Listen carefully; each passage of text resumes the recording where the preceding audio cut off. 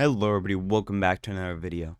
So recently we got a piece of development that just stated that Wings of Fire is going to be moving in a bit of a different direction, with the developers wanting to make the game more like an MMORPG, as well as adding more details to customization menus, and the development also included some changes to Mudwings and a bit more progression with the development. So what I really found interesting was the fact that developers seem to be trying to take the game in a different direction, so I thought it would be very interesting to look into the development and see what changes might be occurring and where this might lead the game in the future. Everything I say is just my own speculation since I don't have any inside information. Okay, so before we can really start speculating, we need to figure out what MMORPGs even are. So examples of MMORPGs are Elder Scrolls Online, World of Warcraft, RuneScape, Star Wars The Old Republic, and all of these different games that Google has showed me. So MMORPGs are pretty much very large games that are multiplayer focused that usually have a bunch of quests, story, and an extremely large map to explore. So how will this change Wings of Fire? So what I'm thinking will happen is I don't think Wings of Fire will suddenly completely change and just become a complete MMORPG, because that would take a ton of work, a ton of time, and I think that a lot of people that play Wings of Fire are really in it for the roleplay, and mainly the roleplay. So I feel like any of these changes will be somewhat minor. And by minor, I mean I think the developers will keep the main focus on roleplay, but I think they might add some aspects of MMORPGs to the side. One thing we did see was a trading system and what seems to be more ways to collect items. So maybe in the future there's going to be a bigger focus on collecting items and working on getting accessories. Because one thing about MMORPGs is that there's usually a lot of farming to level up and get certain items. So maybe that will cross over into Wings of Fire. Another thing that I think that this change might mean is an increase in quests. Wings of Fire already has a few quests, but I'm thinking that this might be an increase